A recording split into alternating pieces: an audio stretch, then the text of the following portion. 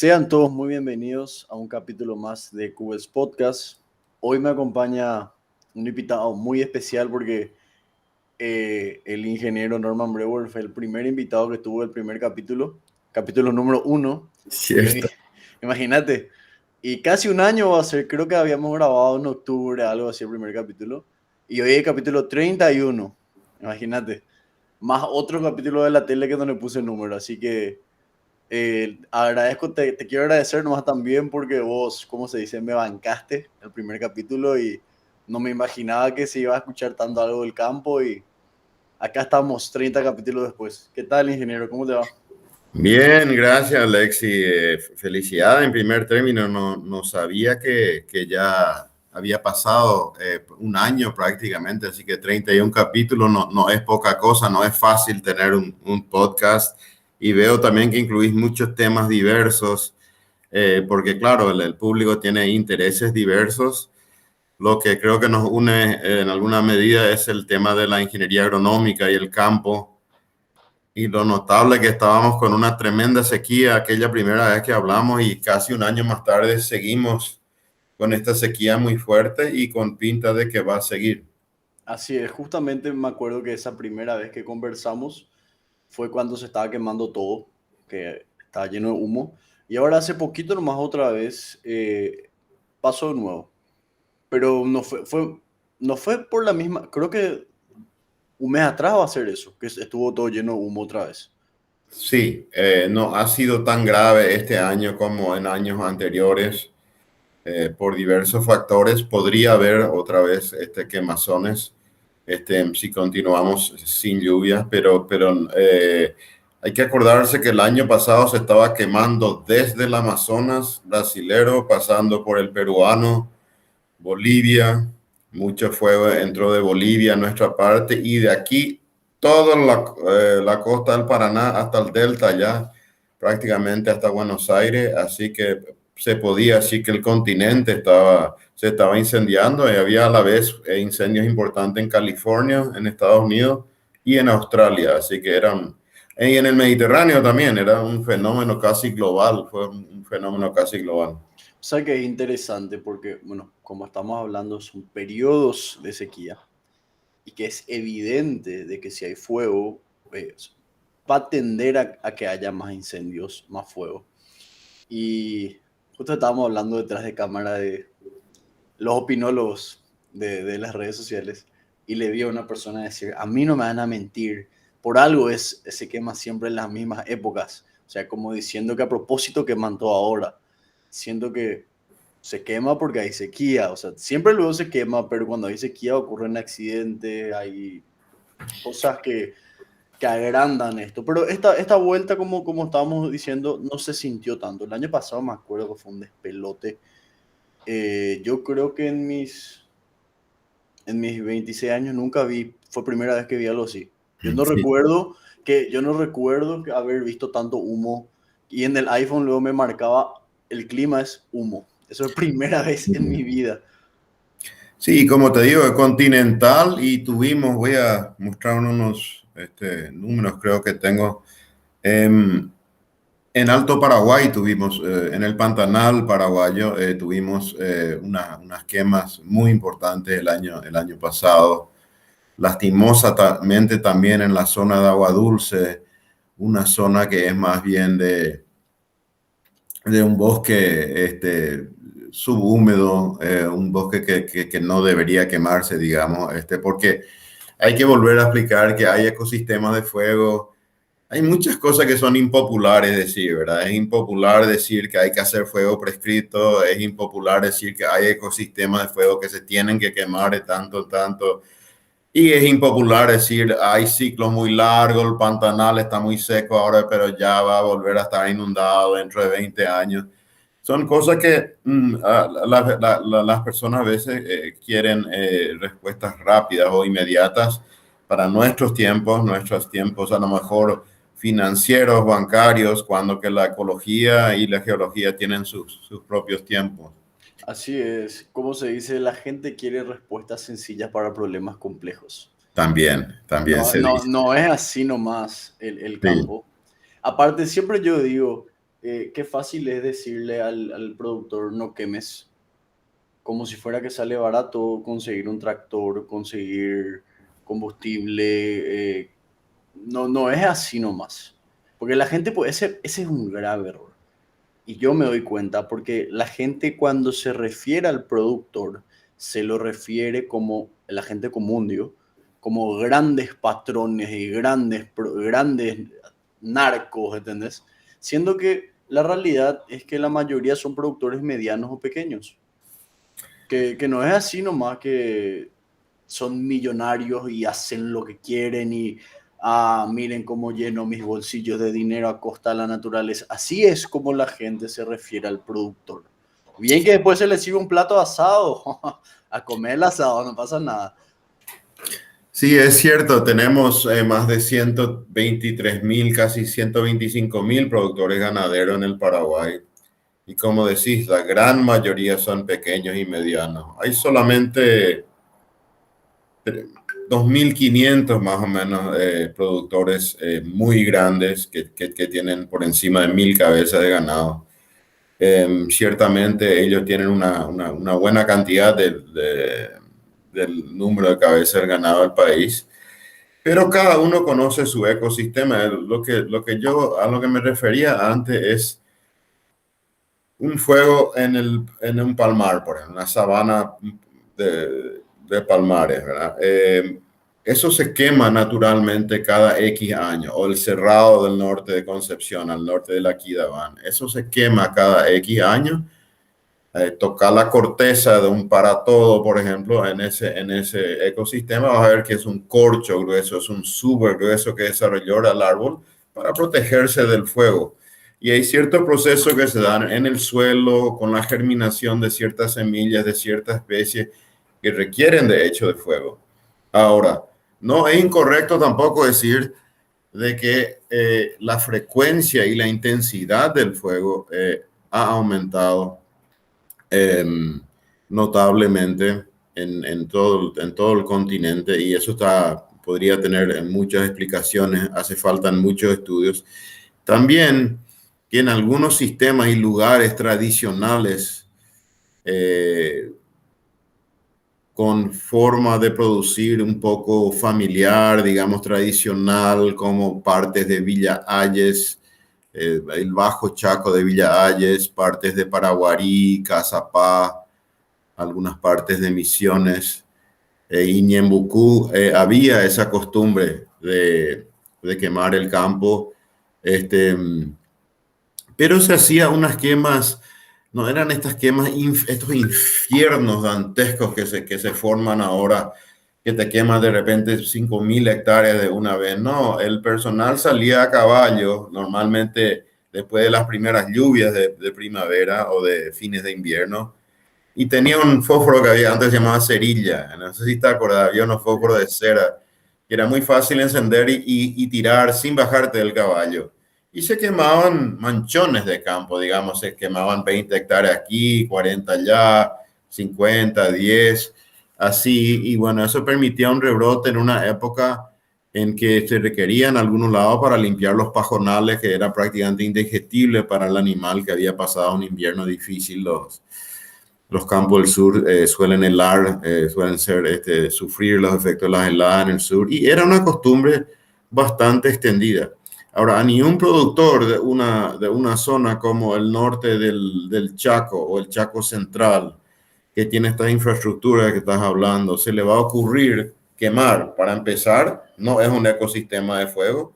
Segundo, él tiene millones, si no son cientos de millones invertidos en alambrado. Cada alambrado lleva postes, alambre, balancines, esquineros, horcones, angelitos, todas estas cosas, y mano de obra, por supuesto, portones, el propio costo de la pastura, que es muy costosa instalar una pastura. Y bueno, ese discurso, como vos decías, Alexis, ojalá que con esta charla podemos ir acercándole a la gente a lo que es la producción de alimentos y eliminar un poquito un discurso que realmente comenzó seguramente hace más de 120, tal vez 140 años, con esta palabra latifundista, ¿verdad?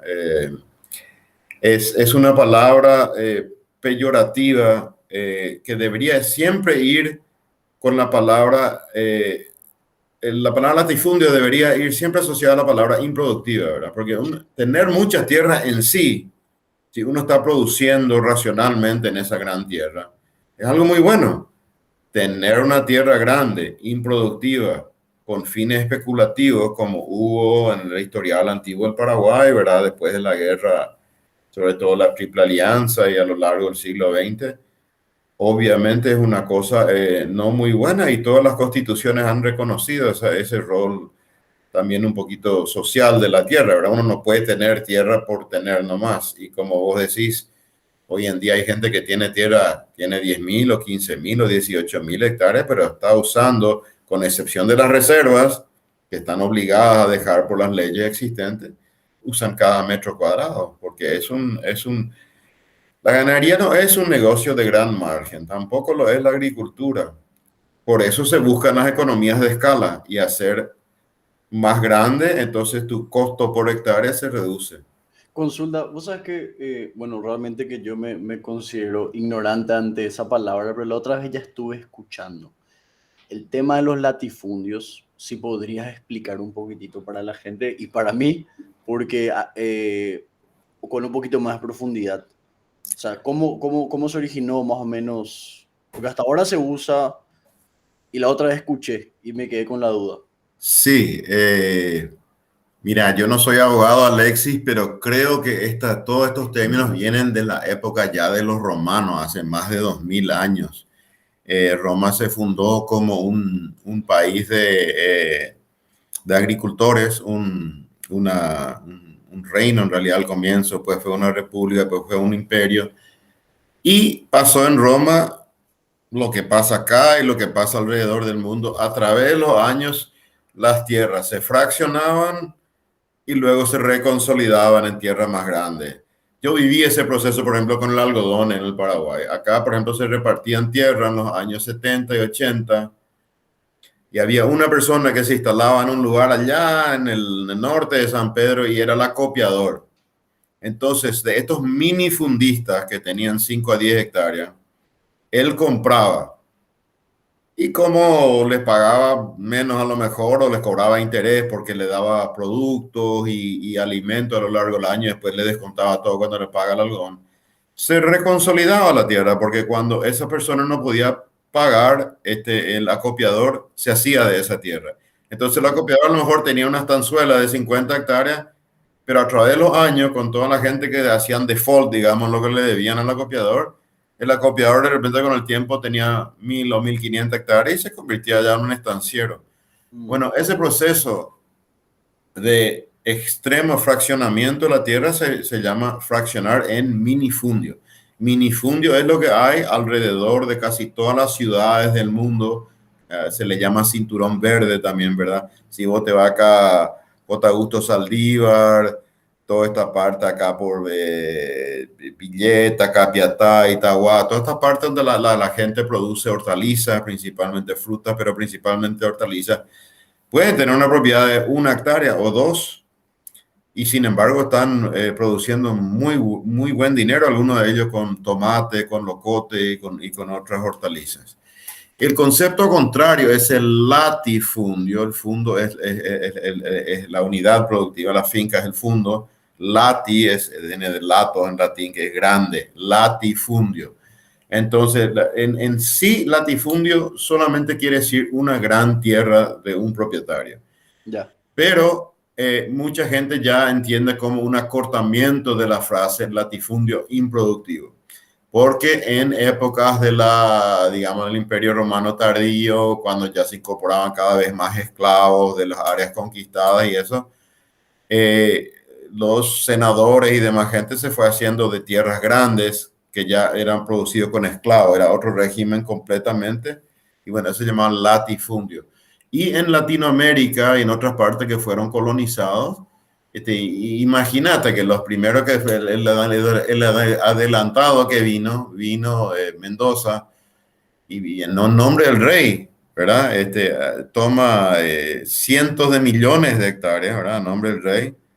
Y bueno, Después vienen los encomenderos, que ya tienen, la tierra se medía antes en legua. Una legua cuadrada es más o menos 1800 hectáreas, una legua cuadrada, y había gente que tenía 100 leguas. 100 leguas, tengo Hijo de 50 mil. leguas, tengo 40 leguas, y ahí se fue teniendo, ¿verdad? Después, en la época de Francia, el Estado se apropia de casi todas las tierras, se crea un sistema prácticamente socialista de que las tierras eran del Estado y el campesino o el productor producía sobre una tierra que no era suya. Se entendía un tipo de propiedad en el sentido que nadie me va a molestar acá en mis 10 hectáreas mientras yo produzco. O sea que eso es interesante porque mucha gente hoy por hoy te dice, sí, pero en la época de Francia todos tenían tierra. Y te hablan como si fuera que fue un periodo súper próspero, pero bueno, en clases de historia, según lo que me dijo un profesor historiador que le respeto mucho y creo que no habla al pedo, dijo que no era tanto así, era que cada uno tenía así unas cuantas hectáreas para preparar ahí, cultivar algo y ya está. Y la gente te quiere decir, te quiere usar como ejemplo eso, y hoy por hoy vos ya no podés seguir con esos sistemas. Voy a tener que producir una cantidad de alimento, imagínate la diferencia de alimento que se produce hoy y que se produce en esa época. Es medio absurdo, pero bueno, supongo que parte de la ignorancia también decir eso.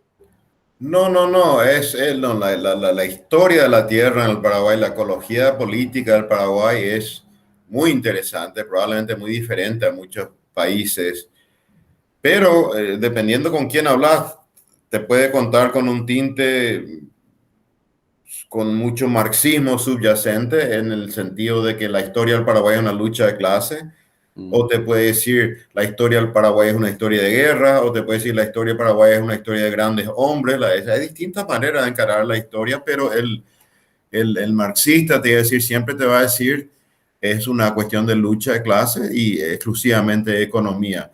Y notable entonces es que en la época de Francia la gente no era dueña de la tierra, el Estado era el dueño del 80% de las tierras en el Paraguay y se creaban las estancias de la patria, no estancias la patria, estancias de la patria, mm. que eran estancias del Estado, porque Francia le sacó las tierras a la iglesia, le sacó a la corona, le sacó a la élite española, peninsular, bueno, y después, bueno, en la época de Carlos Antonio comienza a aflojar un poquito, a vender un poco de tierras, especialmente a sus familiares, ¿verdad? Después viene la catombe de la guerra contra la Triple Alianza.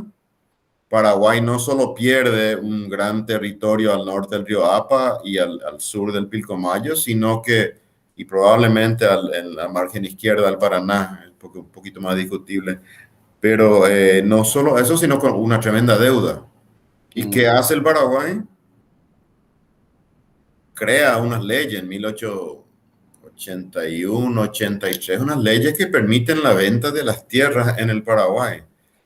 Y cuando estamos Ah, hablando de venta, estamos hablando de venta, Alexi.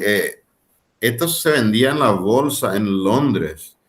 Por ejemplo, la industrial paraguaya era dueña de 2,5 millones de hectáreas, que iba desde Santaní hasta su centro de operaciones que estaba en Tacurupucú, en Itaquirí, Alto Paraná.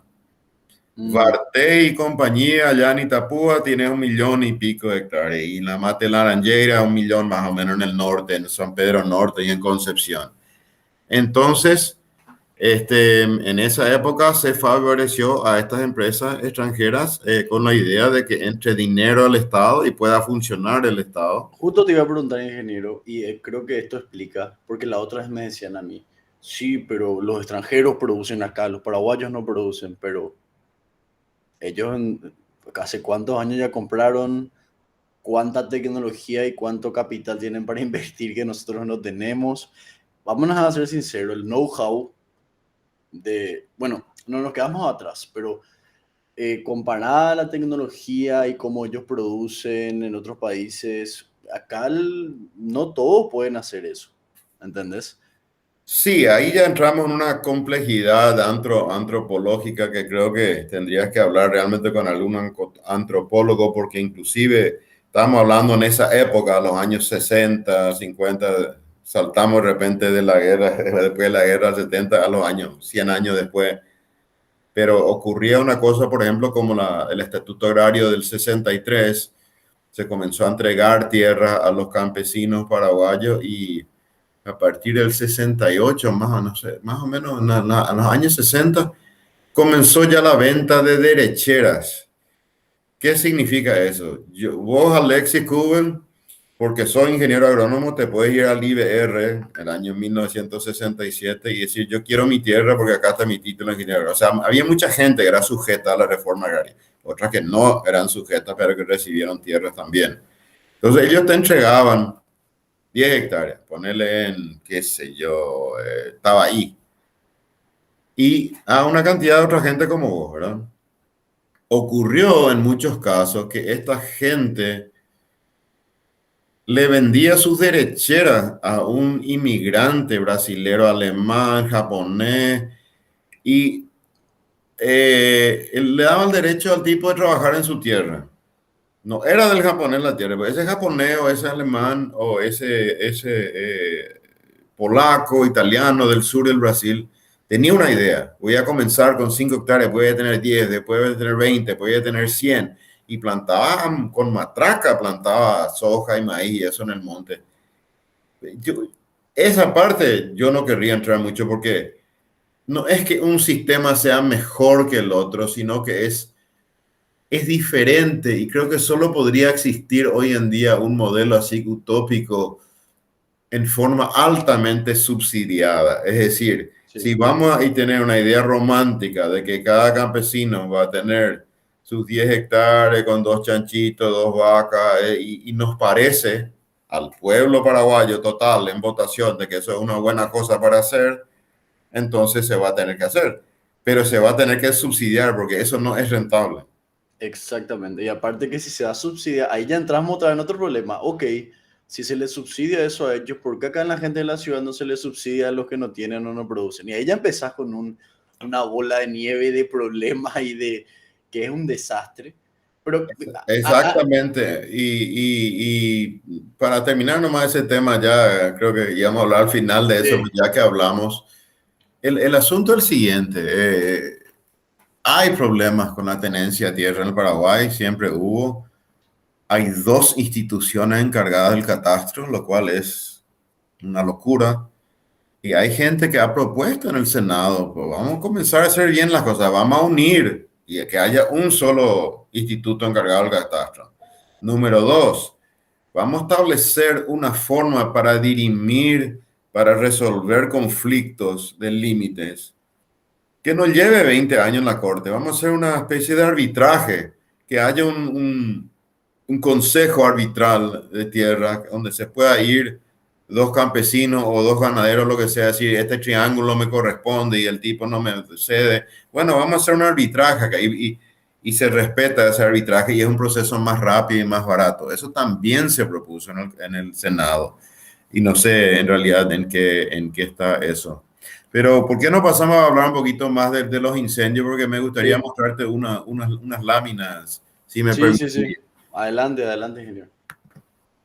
Vi que estuviste presentando esto. ¿En dónde estuviste presentando, ingeniero? Bueno, los que estaban organizando esto, ellos están en Suiza, donde tienen su central a Springer, que es una editorial científica muy importante.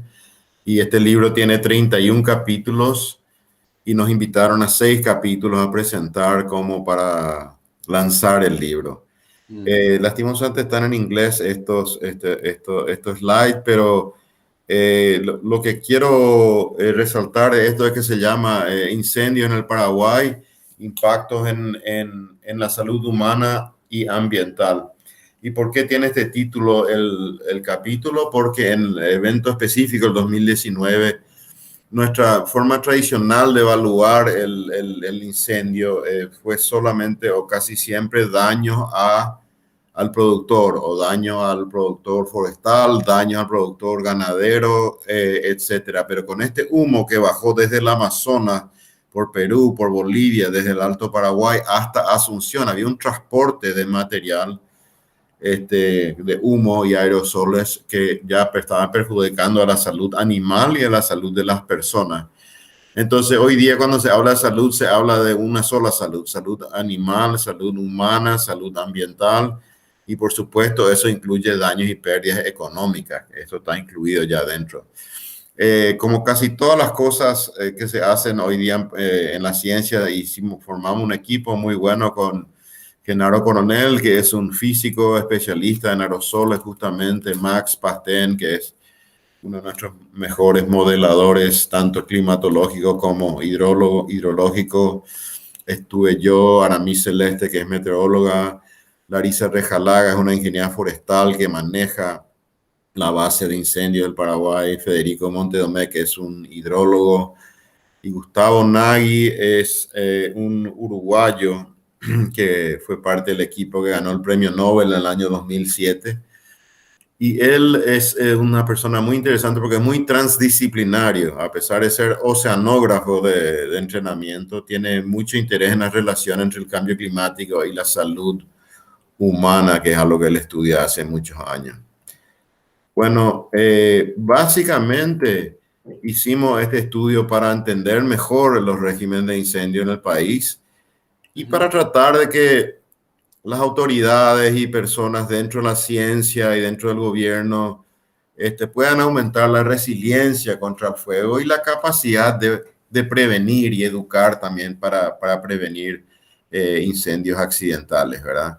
Obviamente los más vulnerables a la polución son los niños, las personas adultos mayores y mujeres embarazadas, y podemos ver con los tipos de viento que tuvimos el año pasado y también en el 2019 que no cuesta demasiado para que llegue, a pesar de que solo el 3% de los paraguayos viven en el Chaco.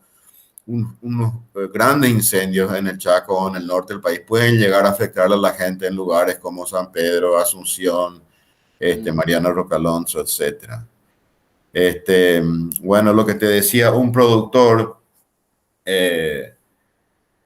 cuando está muy seco, cuando está la temperatura muy alta y hay viento fuerte, se produce un poco lo que se llama una retroalimentación positiva, es decir, cuanto más se quema, que creo que te decía una persona.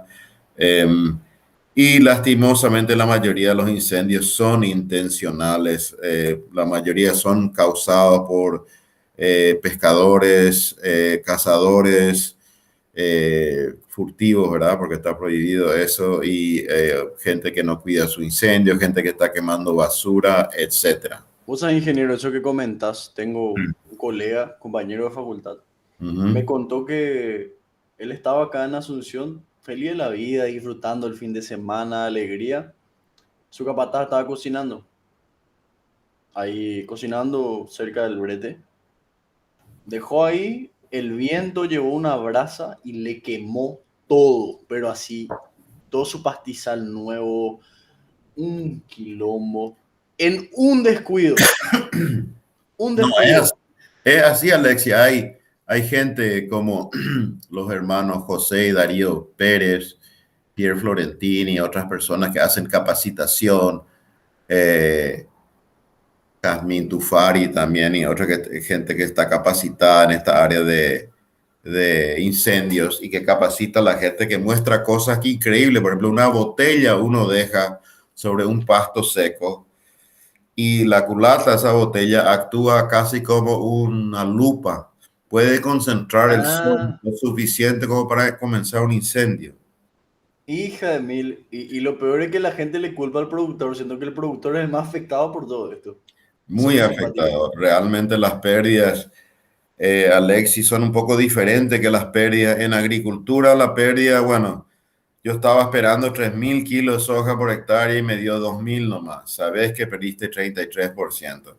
Pero en ganadería, la falta de pasto te da una baja de peso, ¿verdad? Pero sobre todo si vos estás en cría, vas a tener menor cantidad de vacas ciclando, menor cantidad de preñeces, menor parición, menor marcación, todo, que puede durar 1, 2, 3 años, 4 años para recuperarte. Entonces, en ganadería de cría es realmente grave, ¿verdad? Entonces, bueno, lo que ven los satélites no son realmente los fuegos. La gente cree que los satélites, no me gusta que siempre le bajamos la ganta a la gente llamándole a la gente. Vamos a decir, las personas que no han estudiado la Correcto. ciencia, por ejemplo, de la detección remota por satélite, no cree, tal vez algunos de ellos creen que el satélite saca una foto de la Tierra, porque eso es lo que ven en la película. Realmente no sacan fotos los satélites, usan diferentes bandas de luz, inclusive ultravioleta, infrarroja, distintas bandas para poder medir distintas cosas y hay muchos satélites y cada uno viene equipado con distintos instrumentos para distintos tipos de mediciones. Pero lo que ven realmente los satélites en cuanto a incendios son focos de calor. Esto viene de la base de datos del CPTEC en Brasil, que mira también nuestros incendios en Paraguay. El 60% de los incendios son del Paraguay. La época, obviamente agosto, septiembre, octubre, esta es la época fuerte de incendios. Aquí justamente el gráfico de torta muestra que más o menos el 60% de los incendios son en el Chaco. El siguiente gráfico, el medio, muestra que agosto, septiembre y octubre son los meses principales de incendios todos los años. Eso te quería pedir si podrías explicarle a la gente por qué. Bueno, son los meses de menor lluvia en el Paraguay. Paraguay no tiene un clima modal. El clima modal, por ejemplo, tenés en el centro del Brasil, que tiene una época seca de 6 meses que no llueve nada y los otros 6 meses llueve. No, en Paraguay llueve todos los meses, solo que llueve mucho menos en los meses que llamamos de invierno, ¿verdad? Julio, Sí. agosto, septiembre. Después en septiembre, fines de septiembre, octubre comienza a llover otra vez, pero hay biomasa acumulada, que vamos a hablar después de eso, y también hay normalmente en esta época humedad relativa baja, a pesar de que lo llamamos invierno, temperaturas altas y viento norte, ¿eh? Ese viento norte es un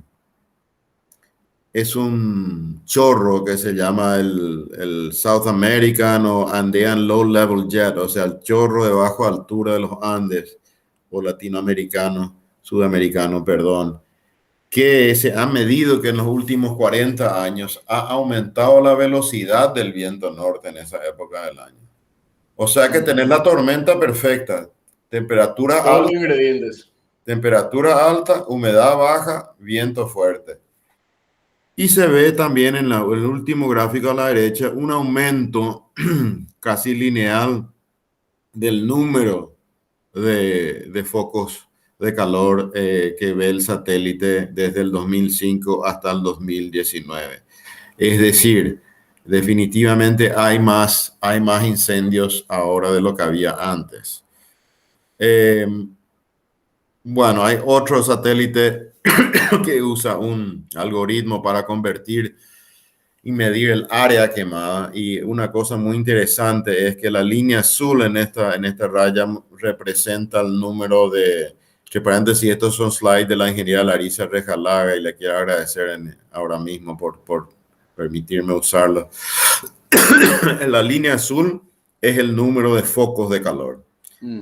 y las barras rojas es el área o la superficie quemada. Notablemente casi no hay correlación entre el número de incendios y el área quemada. O sea que hay años en que hay poco incendio, pero un gran área, por ejemplo, El quemada. 2017 me llama mucho la atención el 2017, la diferencia. La diferencia Exactamente, es abismal. abismal.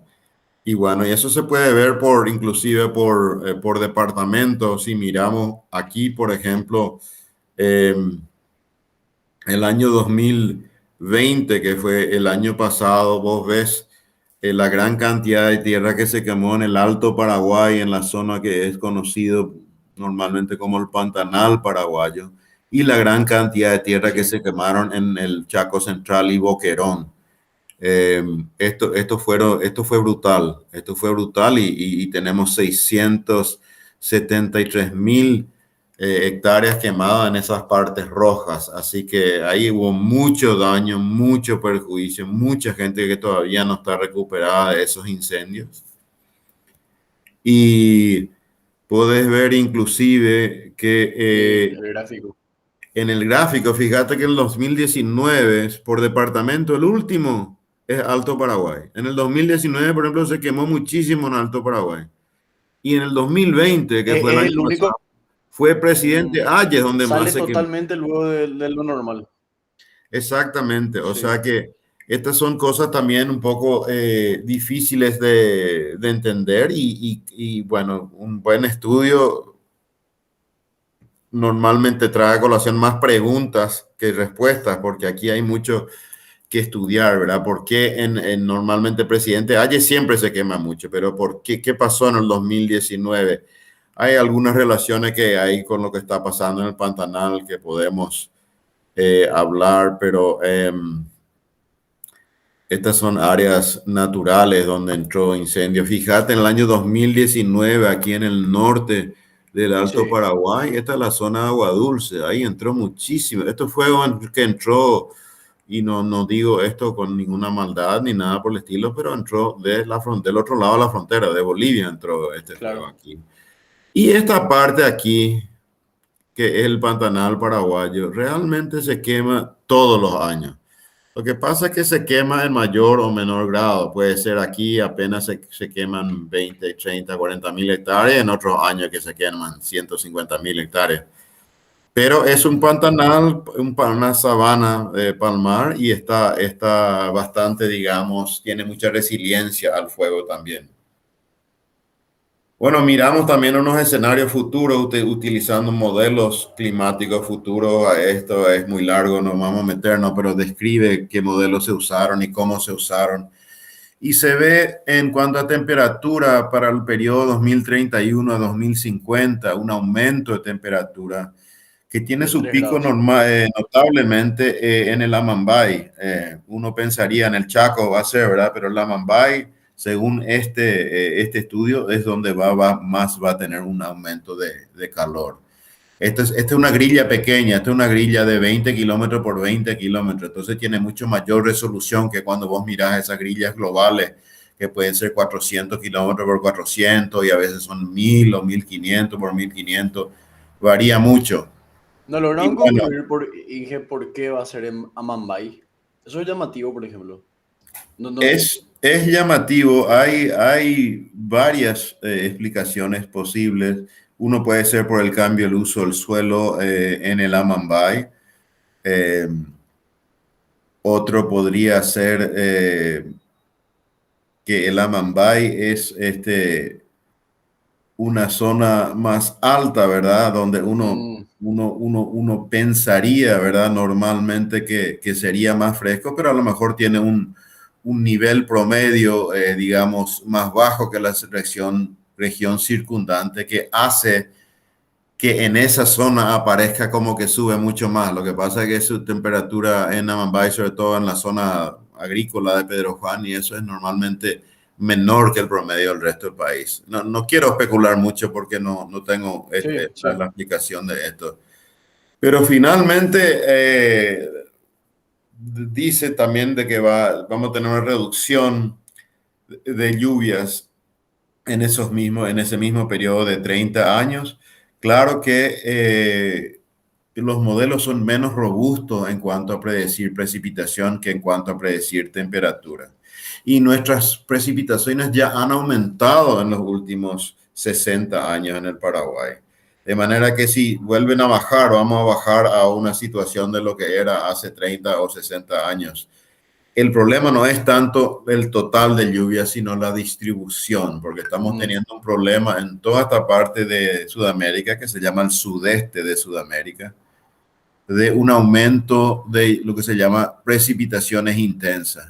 Entonces vos mirás un mapa y dices, mira, un poco llovió acá 150 milímetros, y cierto, pero a lo mejor en un día llovió 120 y después de 30 días recién llovió 30 o llovió 10. Entonces es la misma cantidad de agua porque una atmósfera más caliente contiene más agua, pero cae en estas caídas más dramáticas, muy fuertes, 100, 120, 150 milímetros por día. Y bueno, acá están algunas cosas que a Paraguay le faltan. No tenemos mapa de vulnerabilidad por ecorregiones o tipo de bosque o de carga de biomasa, combustible. Eh, Somos vulnerables no solo a nuestra propia polución, sino a las que vienen de más al norte en el país, generalmente hablando.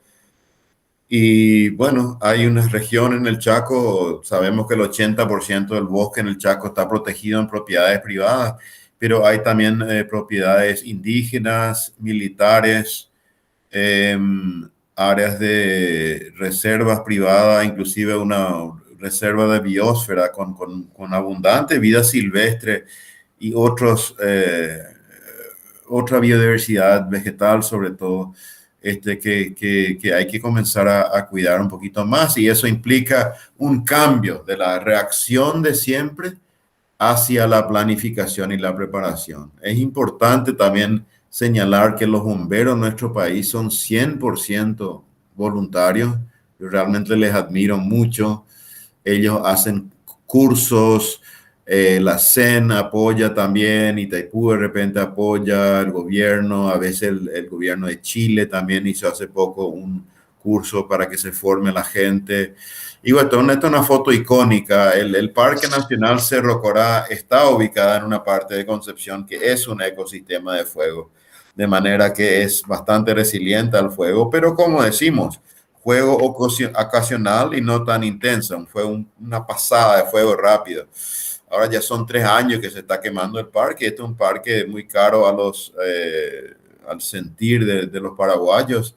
La gente no quiere que se queme el parque y esto se evita haciendo lo que se llama quema prescrita, es decir, cada Sí. X años una parte se quema, entonces nunca tiene esa carga de biomasa seca que causa este tipo de incendio infernal como hubo este año. Quiero acotar algo ahí, y Sí, que, como vos decís, lo de los bomberos. Dos cosas quiero decir. Uno, yo no entiendo, o sea, una vez a un bombero en Twitter yo le escribí y le dije que yo estaba en desacuerdo de que trabajen gratis. O sea, yo les dije que yo pienso que deberían de ser remunerados. Y él me dijo que no, que eso quita el sentido, o sea, quita la causa. Pero igual, yo estoy en desacuerdo porque son personas que realmente que su accionar es crucial en miles de cosas, no solamente acá en la ciudad, ni siempre accidentes. Yo cuando tuve un accidente de auto, lo primero que llegaron fueron los bomberos. sí. Cuando se quema, ellos son los primeros. Imagínate, tienen que hacer cursos, tienen que capacitarse, ponen su vida. ¿Cuántos funcionarios acá cobran fortunas por rascarse la bola con las dos manos, y estas personas que literalmente se están sacrificando no reciben ni 1.000? Yo me acuerdo, yo hice una colecta así con la gente, con mis seguidores y mi alumno de facultad, y les llevé cosas así. Muchísima gente le estaba llevando, pero no me parece. Yo pienso que el Estado es el primerito que debería llevarle todo lo que necesitan. Imagínate, gracias a ellos se controlan estas cosas, y nadie no le da bola. No sé. Sí, se está avanzando de a poco, digamos. La CEN, por ejemplo, incorporó ya en su forma de actuar. Ellos tienen unos containers en distintas partes del país y dentro de esos containers están todas las hachas, los equipos y demás cosas que necesitan los bomberos, de manera de no tener que estar enviando desde Asunción cada vez que hay un incendio. Lo que se necesita es una planificación ecorregional más importante y no desperdiciar recursos apagando incendios en lugares donde el ecosistema es bastante resiliente al fuego y Mm, concentrándose más, por ejemplo, San Rafael en el sur, ¿verdad? Donde está el Parque Nacional San Rafael, llamado también Tecojaguazú.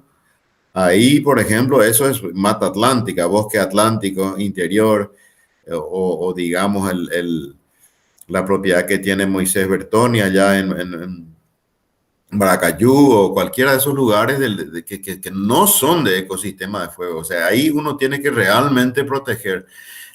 Justamente ayer estuve con un australiano que es del operacional. Él pasó de la academia a la parte operacional de incendios y le interesó mucho el caso de Paraguay porque dijo, qué interesante, nosotros tenemos cosas que aprender de ustedes y ustedes de nosotros. Ellos tienen una cosa muy compleja, mixta, tienen bomberos profesionales pagados, tienen comités locales, tienen bomberos voluntarios, tienen comités indígenas, tienen comité de campesinos, tienen comité de productores que se reúnen y planifican y llegan a una, ¿cómo se llama? Un número que él usó. A una pérdida tolerable. Es Mm, un, no pude hablar suficientemente con él, aunque le voy a escribir así, ¿cómo llegan a ese número de una pérdida tolerable? Y él dijo, mira, porque vos cuando tenés recursos limitados de personal y de equipamiento, no podés apagar todos los incendios en un año, la niña, por ejemplo, como es esta. Para ellos es sí, al revés, para ellos el niño es seco. Pero bueno, entonces tenés que decidir dónde voy a pagar y eso tiene mucho que ver con que la gente o los profesionales digan, bueno, en esta zona podemos tolerar hasta un 10% de afectación de fuego, en esta otra parte 20%, en otra parte cero porque está demasiado cerca de la ciudad y es muy peligroso, sí. etcétera. O sea que podemos iniciar, creo yo, una relación con los australianos y con los brasileros que están con cada vez mayores incendios en el Pantanal del Mato Grosso que nos afecta directamente porque es la cabecera y la bomba principal donde se inicia el río Paraguay. Y tenemos mucho que aprender, pero como yo te digo, yo no sé, él puede tener su opinión, este muchacho con quien hablaste, pero yo también creo que tienen que ser remunerados y profesionalizados, totalmente. Así es. Sí, y para cerrar el tema de los bomberos, de acuerdo, porque mientras más estén ellos remunerados, más van a poder capacitarse, más te vas a poder dedicar. Yo me imagino, digamos que yo quiero ser bombero, me voy a ir sin dormir porque tengo que trabajar, tengo que generar ingresos a otro lado, es un desastre, pero bueno, así lastimosamente Paraguay es Paraguay. Vos Y sabés que, para, antes de cerrar una última sí, cosa, cuando viví en Estados Unidos me tocó irme 2 veces a una reunión de planificación que hacen todos los años en Reston, Virginia.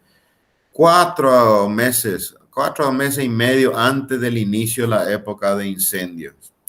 Ahí se van mm, autoridades municipales, estatales, de las comunidades indígenas, de los productores, se van los climatólogos, se van los bomberos, se van los militares. Es decir, hay muchas instituciones y escuchan charlas de cómo se viene el tiempo, cómo fueron los incendios el año pasado, qué se espera este año y comienzan a planificar 4 meses antes mm, dónde vamos a poner nuestra gente, la gente de este estado, que sería para nosotros nuestro departamento o nuestro distrito, municipio, se vaya a ayudarle a esta gente cuando tiene problemas.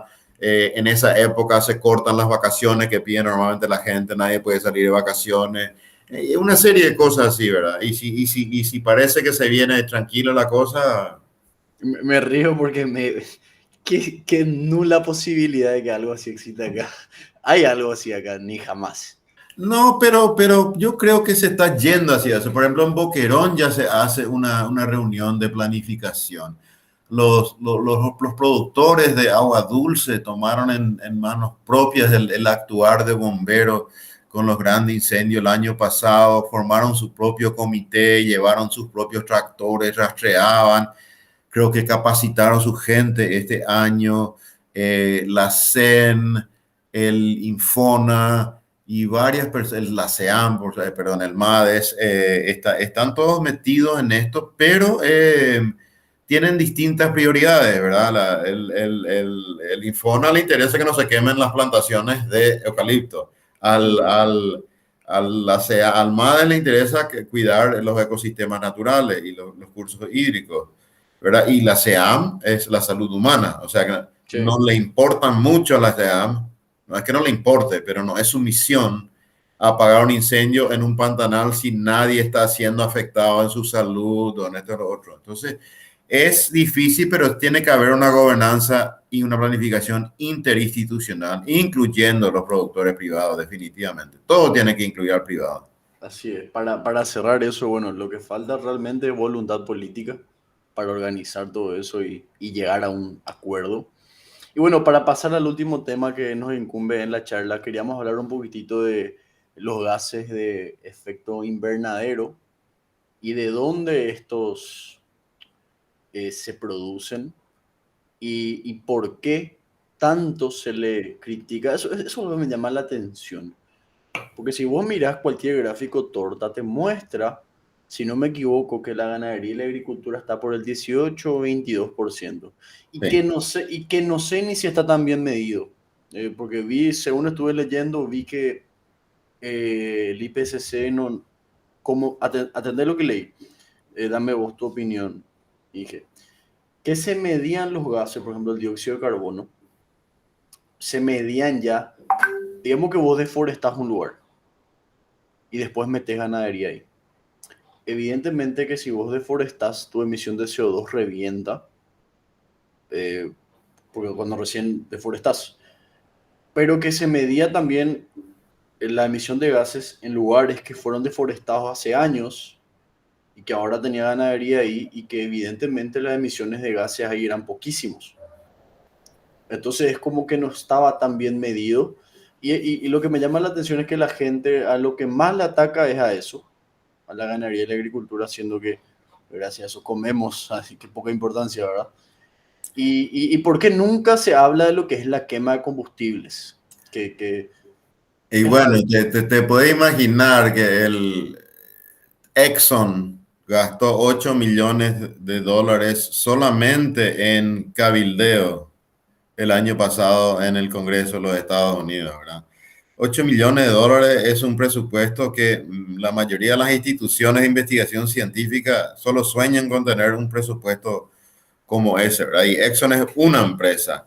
La empresa de combustible fósil tiene un enorme lobby, ejerce mucha presión a través de las redes, a través de los noticieros, influyen mucho en la política. Entonces, lo que hacen es lo que se hizo con el plomo en la nafta en los años 40 y 50, que se decía que el plomo causaba problemas mentales, problemas de desarrollo neuronal. O sea, unos científicos decían y la industria negaba hasta que fue innegable. Y ahí retiraron el plomo de la nafta. Con el cigarrillo se hizo la misma cosa. Y ese mismo playbook se usa ahora con las emisiones que vienen del combustible fósil. Voy a volver a decir que hay dos maneras de mirar las emisiones. Una es una instantánea, quién está emitiendo ahora y quién ha emitido históricamente. Históricamente hablando, el 95% más o menos de los gases de efecto invernadero vienen de solo 7, 8 países y de solo 100 empresas.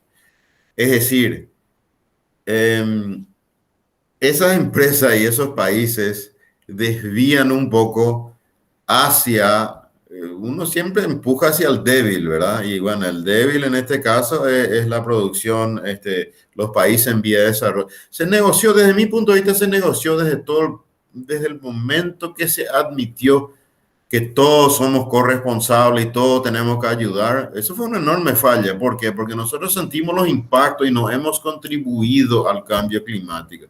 Entonces, cuando vienen estos incendios, legalmente hablando, y si supiera más yo sobre cuestiones legales, te diría, nosotros deberíamos poder pedir compensaciones y reparaciones a los países que causaron el cambio climático. Si es que se puede atribuir al cambio climático. Y hay algo muy interesante. Inge, te interrumpo nomás porque dijiste algo tan cierto. Fíjate cómo desvían la culpabilidad nosotros. Ah, yo uso pajita de madera. Con eso voy a cambiar el cambio climático. No, ya no pidas bolsa en el súper. Dios mío, eso es como un granito de arena de todas las emisiones que te hacen eso, esa industria. Así pues, estás en sentir culpable a vos. Vos o sos responsable. Vos individualizar la culpa y el Estado y las grandes industrias se lavan las manos. Total, vos usás pajita de madera, así, así mentira. No, si vieras los pensadores que ellos tienen contratado, que usan hasta un arma que se llama culpabilidad cristiana. Sí, que es hacerle sentir a la gente que está pecando a usar está pecando contra la madre naturaleza, ¿verdad?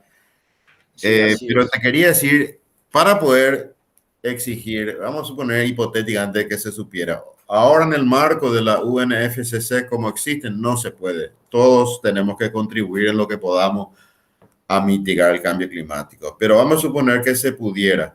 Primero se tiene que demostrar que es debido al cambio climático. Mm, Eso antes era, cada caso llevaba 4 o 5 años, un doctorado de una persona, estudiar cada caso para decir, ah, esto ocurrió, esta helada ocurrió, o esta quema ocurrió, o este granizado ocurrió. Son climáticos forenses los que hacen esto y dicen, ah, pero según este estudio larguísimo que hicimos, determinamos que eso no hubiera ocurrido sin el cambio climático, sino una vez cada 1000 años. O sea, 1000 a 1 tiene una chance que ocurra eso sin cambio climático. mm, Ahora hay una gran profesora, se llama Federica Otto, a la pucha, Otto o Otte. Federica Otto o Federica Otte, es una alemana que estuvo en Oxford muchos años, ahora está en Imperial College London. Ella desarrolló una metodología que se llama atribución rápida. El estudio de si se debe o no algo al cambio climático se llama estudio de atribuciones. Y ella y un colega holandés desarrollaron, ahora te pueden decir en 3 meses, vamos a suponer esta bajante brutal del río Paraguay y el Paraná.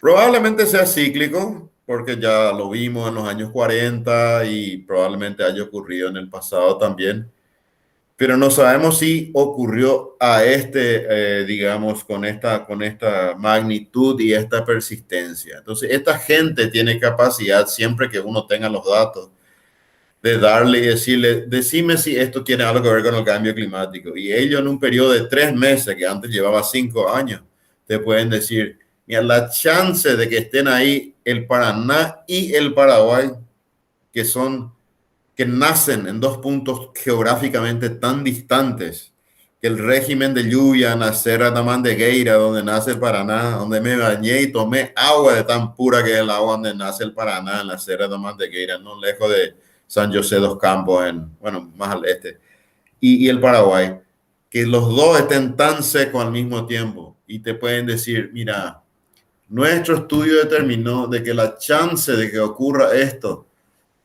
sin cambio climático es 1 en 200. Entonces, mm. de 200 a 1 y la Corte tendría que establecer unos umbrales y decir, si es más de 50 a 1 ya se le puede demandar. ¿Y a quién le demanda?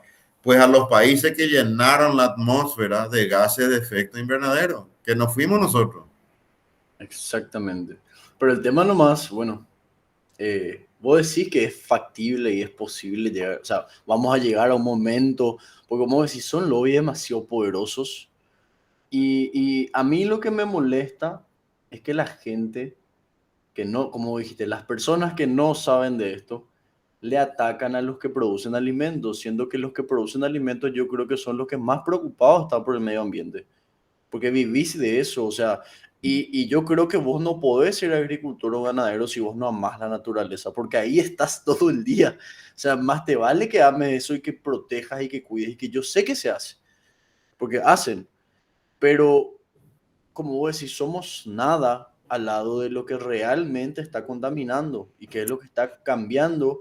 No sé si viste alguna vez, y estoy seguro que sí, el método de pastoreo de Savory, o no sé, creo que se menciona, se pronuncia así, Sí, Savory. Alan Savory, sí. ¿Vos estás de acuerdo con su planteamiento? El pastoreo racional de Savory es aplicable en muchos casos y en muchos lugares, pero no es como lo presenta Savory. A mí me parece una solución universal para todas las situaciones, en todos los momentos. Sí es una ayuda. Y ya que le mencionas a Savory, te digo que aparte de amar la naturaleza, el productor, ganadero, agricultor sabe ahora, que no sabía antes, de que en su siembra directa de soja, él está capturando carbono de la atmósfera. en sus pasturas bien manejadas, tipo savory, tipo Wasan o tipo mob grazing o cualquier método racional que se esté utilizando, está capturando anhídrido carbónico. En las plantaciones y los silvopastoriles con eucaliptos y braquiarias se está capturando. Esto en Brapa lo tiene maravillosamente medido en Brasil. Entonces la gente tiene que comenzar a pensar que ese productor no es el problema, ese productor es gran parte de la solución porque tiene la tierra y en la tierra se capta el carbono. No solo se Así emite, mismo. se capta, se captura, se secuestra la palabra en inglés, pero no queremos usar esa Sí. palabra en Paraguay. No, y aparte que te hablan como que con el monocultivo se destruye, pero la gente no conoce lo que es la siembra directa, la rotación de cultivo. Hay muchas maneras porque está visto como que el que produce, como dije hace rato, destruye, así un cerdo capitalista, ¿entendés? Que destruye todo para llenarse y no es así. Y te dicen, sí, bueno, captura carbono, pero y la fauna y la biodiversidad. Y hay tantos estudios que te muestran que aumenta la fauna silvestre en las zonas donde se produce, porque todo está mucho mejor, todo está en mejores condiciones que en la naturaleza misma. Y esto es un tema, pero como vos decís, mi esperanza es que alguien escuche esto. Una vez, ese es nuestro primer podcast, Inge, alguien me dijo, la verdad que ese podcast me cambió mucho la perspectiva respecto al campo, me dijo, te agradezco, y yo así, bien, una No, persona. no, mira, eso que se decide de la especie es muy cierto, no es válido para todas las especies, pero para muchas Sí, especies sí. claro. Y yo quiero nomás que gente grande, admiradores de Estados Unidos, o de Europa tomen un coche y se vayan del sur de Illinois hasta el norte de Iowa, van a manejar 10 a 12 horas y lo único que van a ver es soja y maíz. Mm, Eh, y sin embargo, esos son lugares donde es una tradición familiar la cacería de un ciervo, típicamente un ciervo por familia. El padre le enseña al hijo, el hijo al nieto, son lugares de donde pescan, ¿verdad? Y como vos decís, nos está muriendo toda la gente en Illinois, en Iowa, no están todos deformados y con cáncer, sino que es una parte productiva. ¿Y por qué ellos van a ser así? O vas a recorrer todos los trigales de Francia, hermoso, entre paréntesis, el blé es una palabra muy simpática en francés, se le dice blé al trigo, pero los campos de trigo son interminables en Francia cuando uno agarra yo nunca estuve en Rusia o en Ucrania, pero la parte también triguera y de girasol de Rusia, Ucrania, Kazajstán son interminables, pero manejas 24 horas y lo único que ves es cultivo de trigo o de girasol. así es. Y es entender de que no vamos a dejar de producir, es más, yo creo que cada vez vamos a producir más. Digo esto como para cerrar. Cada vez vamos a producir más, pero la gente tiene que entender que el productor no es el enemigo. Al contrario, ese te da de comer a vos. Gracias a eso vos te vas al súper a comprar tu comida porque él es el que te está poniendo todo ahí.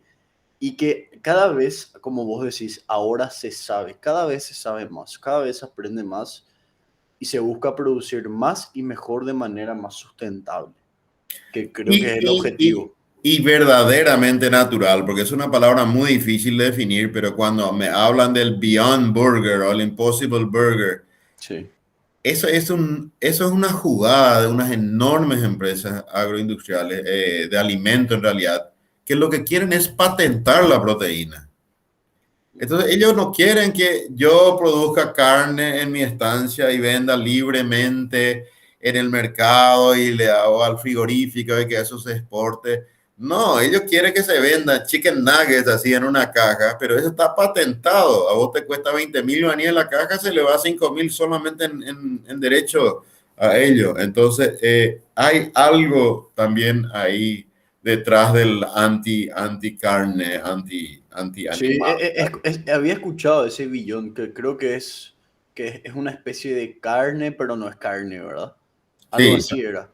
sí, le llaman carne basada en plantas. Mm.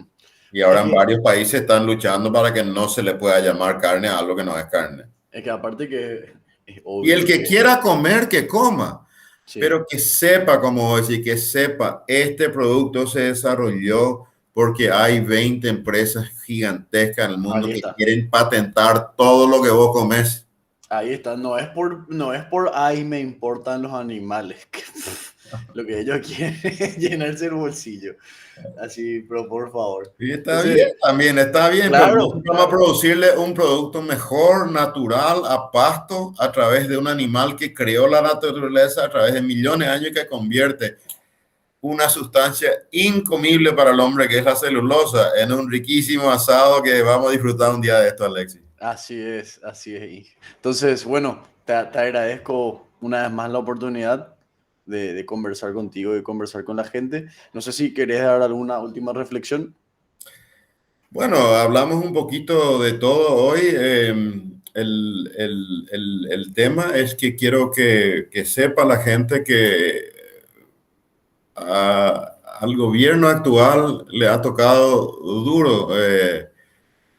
Yo no digo esto apoyando al gobierno ni porque le doy una carta blanca en algunas cosas oscuras. Estoy diciendo que estuvieron duros los últimos años. Mucha sequía, mucha pandemia, el transporte fluvial que no se puede hacer y esta economía podía haber colapsado. Lo que mantuvo la economía paraguaya en los últimos 3 años y muchos años antes es el campo y la producción agropecuaria. Así que les invito a todos a visitar el campo, aunque no es la más linda época porque estamos en sequía, pero cuando puedan ir a visitar una granja, llevarla a sus hijos, ver cómo se hace la leche en Campo 9, hay hermosos lugares ahí de la Holanda, visitar el Chaco, ver cómo se hacen las carnes, dónde se cultivan las hortalizas, en lo de Barreto, ahí en Itagua, hay demasiadas cosas que tienen que aprender los chicos para saber de dónde viene el alimento, para que no haya esa desconexión tan grande entre la ciudad y el campo. Así es, Inge. Y una última pregunta, Sí, que saliendo totalmente del tema, me gusta preguntarle a mis invitados alguna recomendación de algún libro. No hace falta que sea del campo ni agronomía, si algún libro que puede ser tu favorito o algo que hayas leído que quieras recomendarle a la gente. ya. Bueno, mira, hay un libro que quiero que lea la gente, solo que no sé cómo se llama en español. Eh, espera un poco. Sí, buscamos, buscamos. Es de un autor llamado Jared Diamond, apellido Diamond. Se llama Armas, Gérmenes y Acero. Interesante está el nombre. ¿Mm? Está bastante interesante el nombre, digo. Es una explicación basada en la geografía de cómo y por qué la agricultura que se desarrolló primeramente y principalmente en Medio Oriente hizo que se desarrollara tanto lo que es Europa y Asia, Eurasia, por similitudes climáticas, etcétera, etcétera. No voy a entrar mucho en detalle, pero es un libro realmente que vale la pena leer.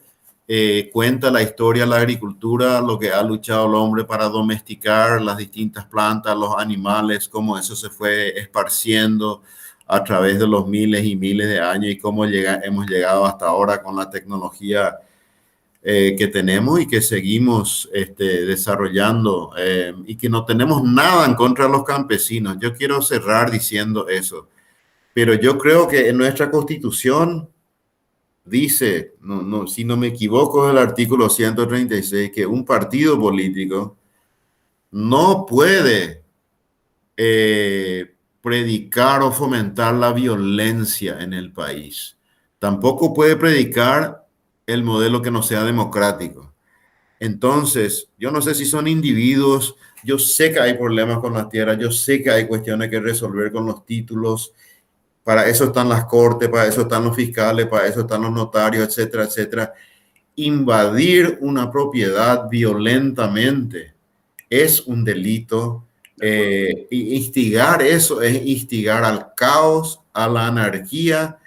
¿Y quién va a querer venir a invertir en un país a largo plazo. Voy a comprar carbón en el Paraguay, voy a comprar bosque en el Paraguay, voy a poner una industria de celulosa en Concepción, voy a poner una industria, lo que sea, en Ciudad del Este. ¿Quién va a querer si hay esa inseguridad? Entonces, por favor, que se tenga en cuenta eso. El campesino que trabaja es una maravilla, le conozco a maravilloso y buenísimos trabajadores campesinos, pero reunirse para invadir una tierra ajena solo porque se cree que su título está mal o lo que sea, es algo que tenemos que evitar porque nos deja muy mal internamente, nos hace odiarnos entre paraguayos y nos deja muy mal con la comunidad internacional. Así es, para cerrar entonces quiero aportar algo así que dijiste. Vi videos de productores arrodillándose, campesinos nomás también son otra vez, arrodillándose, pidiéndole a otros campesinos, por favor no quemen, pues le están quemando, no le dejan cultivar. Vi unos productores llegando a su casa y le disparan. O sea, no hay invasión pacífica, no es así, No, así no, no es la no, y eso solución. no es el Paraguay que queremos. No, no, no. Exactamente, de acuerdo, ingeniero. Bueno, un placer, hablamos una hora volando, se fue como siempre. Una vez más te agradezco por haberme bancado el primer capítulo y bueno, acá estamos 30 capítulos después. Entonces, nos veremos en otro capítulo, ingeniero. Bueno, a la orden. Muchas gracias, Alexi, que te vaya bien. Nos vemos. Chau, chau.